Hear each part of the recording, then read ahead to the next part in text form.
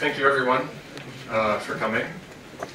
Let me introduce myself. I'm John Nelms. I'm the mission chief, the new mission chief for Sri Lanka, taking over from Mr. Ben Bingham, who was here last time, and Mr. Brian Aiken, who was here previously. If I could introduce our team, you know Mr. Anand, who is our fiscal economist, and Mr. Tulin on his left is our real sector economist, and on my far right is Mrs. Katsaran, who is our external sector economist, and you know Mr. Mackay very well. We have had very good discussions with the authorities over the past 2 weeks. We arrived here in early June, and today is the concluding session. We've had discussions with, of course, the central bank and discussions with the ministry. They've all gone very well. The purpose of our mission was to have discussions to conclude the 8th and final review of the standby arrangement with Sri Lanka. And let me just give you a brief summary of our findings, and then I'll open it up for questions. So what we've seen, of course, is during the last few months that the authorities have implemented a very bold measure of policy adjustments and packages, and our view is that the transition to the new, more flexible framework with a flexible exchange rate regime and the changes in energy prices has been managed in a very orderly manner, and we commend the government and the authorities for implementing that in an orderly manner. This was a bold package, and it is starting to show results. We have seen that recent data show that credit growth is starting to slow, and recent data also show that imports have started to decline, and this is bringing about a needed adjustment in the balance of payments and in the current account. The pursuance of exchange rate flexibility has been key, and we feel that this is an important measure that has been undertaken.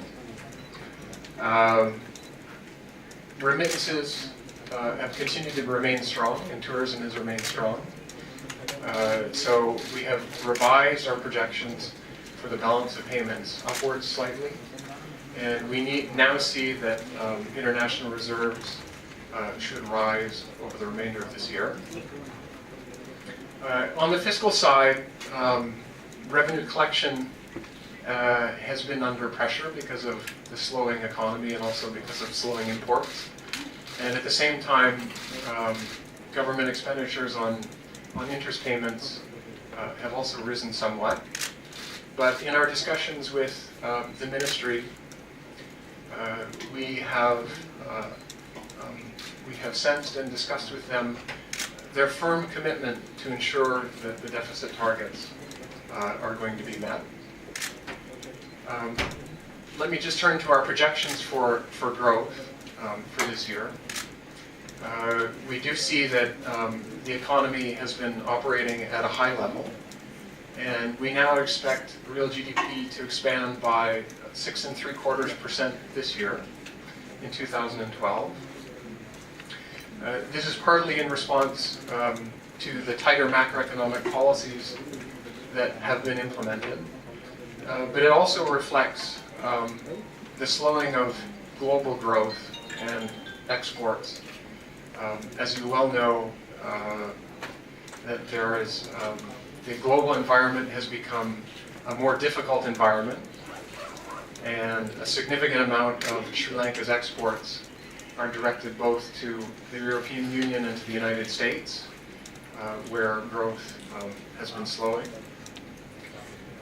But we do see that the flexibility introduced in the exchange rate regime will provide benefits over time and will help with the needed adjustment in the balance of payments. Inflation is likely to rise. The headline rate of inflation is likely to rise. And of course, this reflects the pass-through of the recent depreciation in the exchange rate and also the increase in energy prices. But we do see that core inflation remains relatively stable. But nevertheless, there's a need to continue to focus on inflation pressures and to ensure that inflation pressures remain well controlled. And for that reason, we see that the tightening of monetary conditions that has been put in place are fully appropriate, and that monetary policy should remain tight for the near term until there is more evidence accumulating that inflation pressures are starting to ease. At the same time, the IMF is fully aware, as is the government, that these policies have posed difficulty for segments of society. But in the long run, they will strengthen the fundamentals of the Sri Lankan economy. And I must say that I am very positive about Sri Lanka's prospects in the long run. That with continued macroeconomic stability and a continued focus on macroeconomic stability, along with continued infrastructure investment, that the potential for Sri Lanka is very positive. As I said at the start, our discussions have mainly focused on the policies that have been put in place and the completion of the 8th and final review of our standby arrangement SBA program with Sri Lanka. The team will return to Washington now, and we will continue to monitor developments with a view to going to our executive board on the 20th of July to discuss the completion of the standby. So with those brief remarks, let me open it up to questions.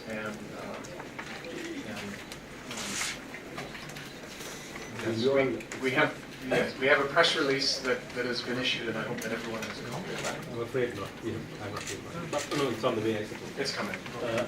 Will your recommendations to the board be positive, Doctor, or as far as the release of the final tranche is concerned? The policies that have been put in place are very much in line with what we have been discussing with the government.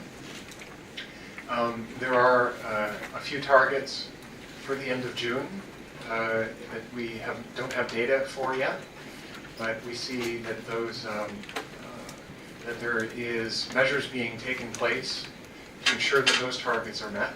So at this point in time, I can't give you a yes or no answer, but I can say that that our view of policy actions has been favorable, and we expect that that will continue.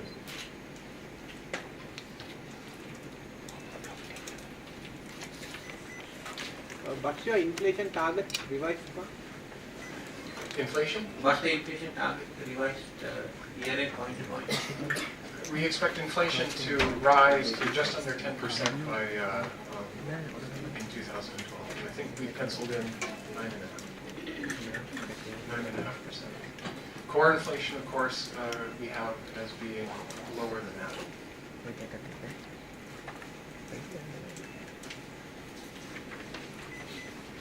What are the targets you are looking at, Doctor, by NG, vis-a-vis the final tranche? The standard targets for the program include a target on international reserves, and then we have some indicative targets, which of course is a monetary policy target, and then we have an additional target on the net domestic financing of the government budget.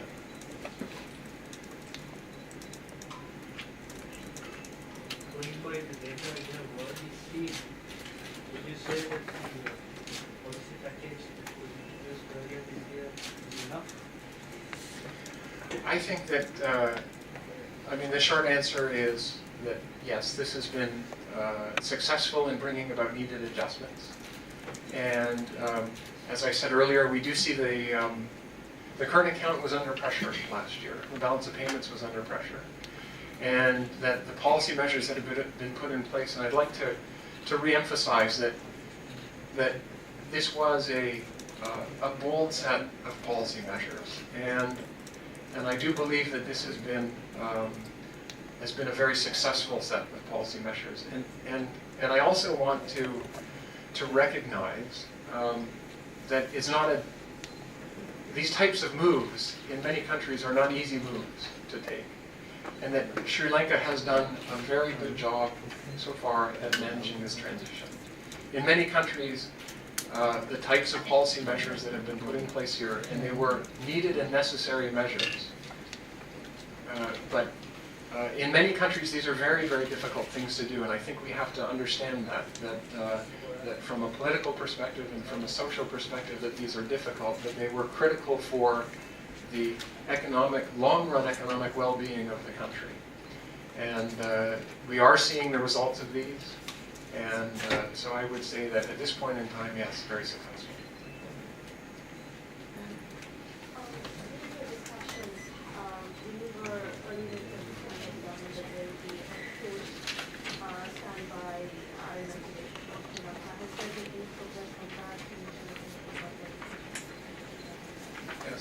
We've had discussions with the government, with the authorities, on an arrangement that would follow up and that could be supported by IMF financial assistance. And the objective would be to, in some sense, assist with the further transformation of the Sri Lankan economy into the middle income, firmly into the middle income status. And so those discussions have been initiated. The IMF staff is willing to engage very much engage in those discussions, as have been the authorities, and we will continue those discussions in the near future. Does it mean an enhancement of further monies to the government, Doctor, over and above the $2.5 or $2.6 billion under the current SB? We haven't been discussing amounts, but there would be, yes, the possibility of further financial assistance. Of course, these decisions are ultimately the decisions of the government and of the executive board of the IMF. But when we discuss arrangements that would continue and try and deepen our relationship and assistance with Sri Lanka, that those could be accompanied by financial assistance, yes. Could you approximate how much the value would be you're thinking of? At this point in time, it's too early to say.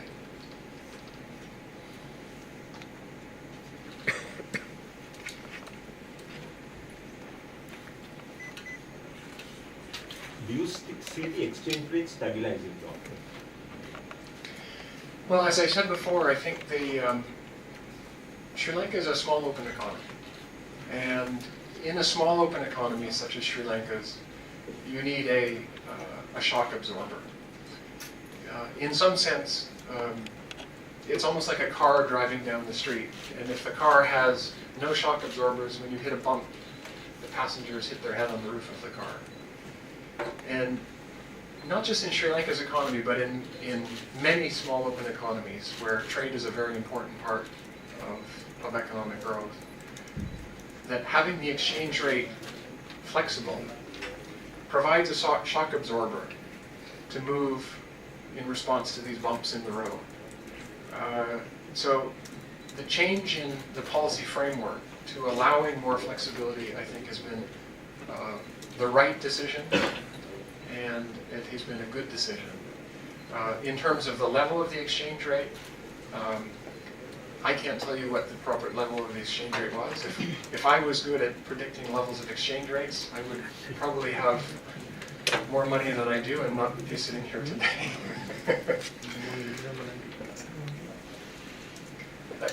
I might also say too that my background is from the Central Bank of Canada.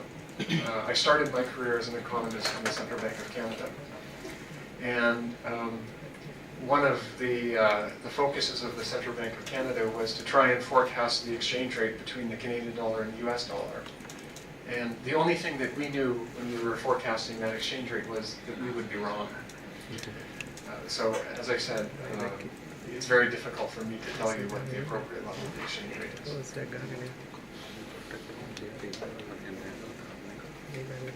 Do you feel that measures are in place, Doctor, to enhance FDI, enhance export earnings, or do you think more needs to be done?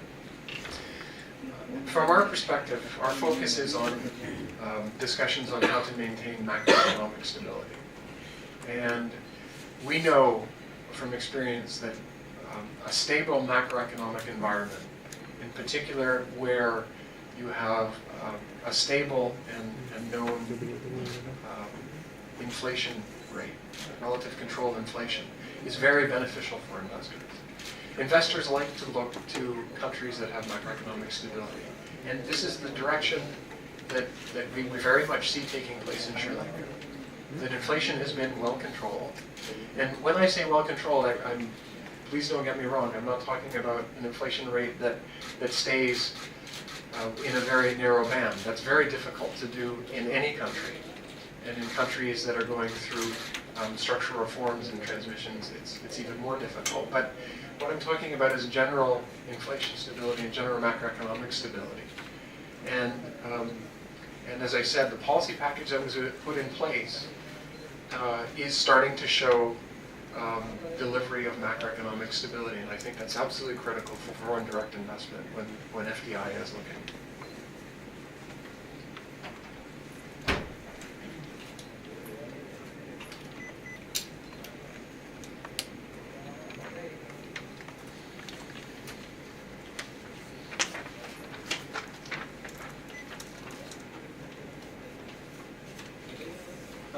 One question regarding the swaps that the central bank has. What is the mechanism for unwinding them? Do you see any kind of impact on the reserve money when those swaps are unwound later? I don't know when they are unwound. Well, swaps that the money has come in, it is, in effect, these are capital inflows. So, in some sense, this is a very positive signal that capital has come into the country, and that international capital has felt as though finding a home in Sri Lanka is a good thing. But I would step back and look at it from a broader perspective, and from the perspective of a monetary policy that is focusing on trying to maintain inflation control while as its primary objective and primary goal, which is where this monetary policy has shifted. So there are a number of indicators, of course, that one must look at when you gauge the appropriate degree of tightness or ease of monetary policy, and one of them is the amount of liquidity that's circulating in the country. So ultimately it means when swaps are coming in, are they being added to domestic liquidity, and is that consistent then with overall macroeconomic stability or not? So on a case-by-case basis, I think it's important to gauge it from a broader perspective. What about when they are being unwound? I mean, is there a mechanism to unwind them? I mean, if they are going to be unwound for rupees, to unwind them without big pressure on the monetary system, what kind of effect will they have? Because the stocks are fairly large, about quarter of the monetary base now. Well, clearly that has to be something that's taken into consideration, as I said. To ensure that there's not an excess amount of liquidity that is in the system that would then generate instability in either the supply of credit to the country or in excess liquidity in the banking system. So, in some sense, I mean, the job of the central bank is to ensure that from the broader perspective, stepping back and looking at the macro perspective, that liquidity conditions are consistent with maintaining stability and maintaining an overall economic scenario that is consistent with inflation control. Doctor, excuse me, how would you see the government's revenue targets for this year? The revenue targets, Revenue revenue earnings. How do you picture it, and especially with falling imports and we do see that some of the data to date has shown that revenue is underperforming the budget targets, and the primary reason for that is that revenues imports have been weaker than had been anticipated. As well, the slowing of the overall economy is tending to undermine the revenue performance. So there is we had very good discussions, very frank discussions on this. The government is aware of this challenge, and it is a challenge. But there's a very strong commitment to maintain the overall deficit target that has been set of 6.2% of GDP, as well as a very strong commitment to maintain and achieve the targets that the authorities have set for themselves, and we are monitoring under the context of the program. And a willingness then to try and address those weaknesses and ensure that the revenues that are needed for the country to ultimately spend on its development will come in. In that context, we have been discussing the possibility of providing some technical assistance in some areas of revenue administration at request of the government. So I would say that that the awareness is there, and the understanding is there from our perspective and also from the authorities' perspective. Going back to the possibility of expanding your credit portfolio to GOSL, by when do you think you would arrive at a decision, either positive or negative, on this scope? In terms of a future engagement. Precisely, and you're talking of enhancing of a new program or whatever it is. Well, as I said, the authorities have expressed interest. We have not engaged yet in-depth discussions because our mission on this time has been focused on completing the standby arrangement that currently exists, and then we will then engage in discussions. I would expect that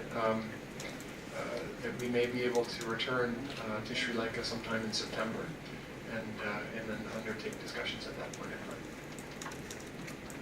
And then, of course, there's always a lag between when the staff visits the country and then the executive board decision is taken, the executive board meeting is taken on requests. And usually that lag, for all countries, is usually somewhere around 60 days. That's a normal process.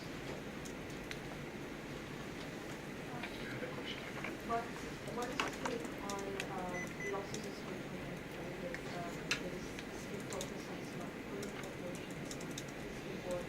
And obviously these targets are really achieved. How do you see this situation, and how do you expect It's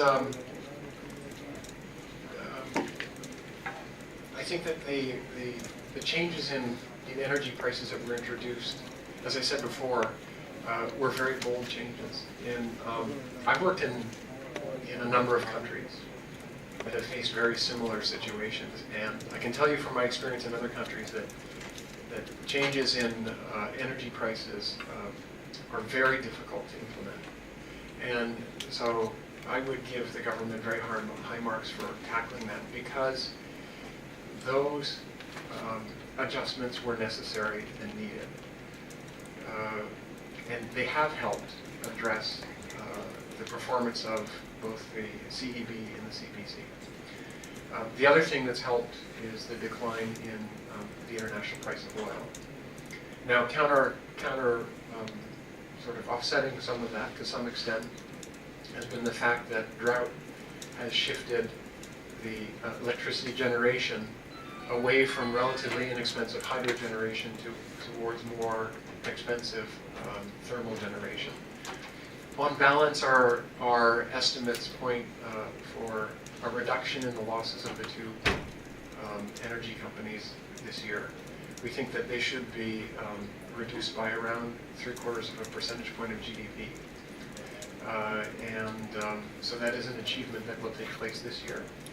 In terms of reforms for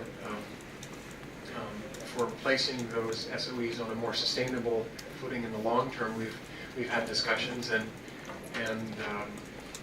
there is a keen awareness on the behalf of the authorities for the need to place them on a sounder footing. And they have started making adjustments. There's been a new CEO that's been appointed to the CPC, we understand, and as well plans to put in place new generation capacity for electricity that will provide electricity at cheaper rates.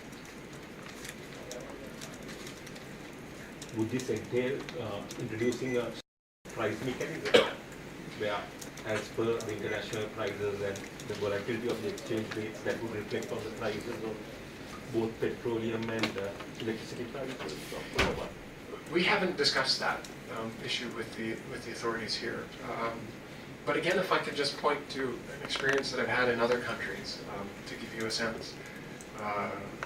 I've worked in other countries where very similar issues arise, and automatic price adjustment mechanisms in those countries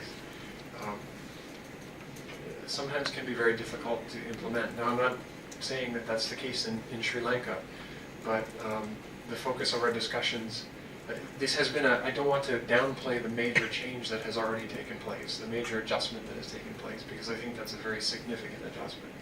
And then looking forward with, if lower oil prices continue in the near term, that should also assist and then provide some breathing space for some of these other reforms, more structural reforms in the SOEs that would help over longer term.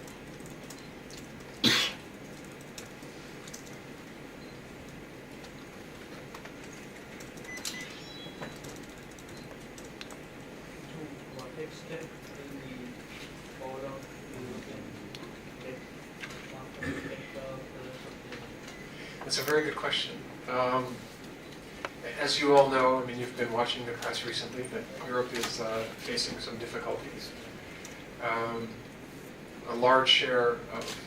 Fairly large share of Sri Lanka's exports go to Europe, and the European economy as a whole, growth is slowing in the European economy. And this is a downside risk for Sri Lanka's exports and a downside risk for Sri Lanka's growth.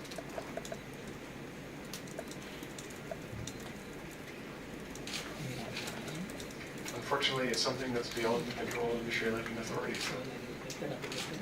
Do you see any pressure developing in the banking system from high interest rates? What are the bad loan situation, any kind of early signs?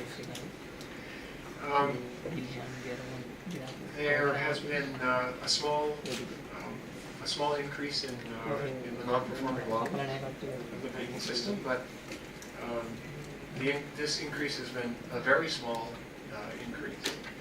And our view at this point in time is that the banking system remains very sound and very solid, that it is well capitalized, and the liquidity position of the banks is also very positive. So it's entirely natural that one would see some increase in non-performing loans, particularly when we saw a very large rise in the stock of credit outstanding in the last 2 years, and then we see some moderation of activity now. But I would emphasize again that this has been so to date a very small increase, and that overall the system is very sound. These are not unnatural movements that you see.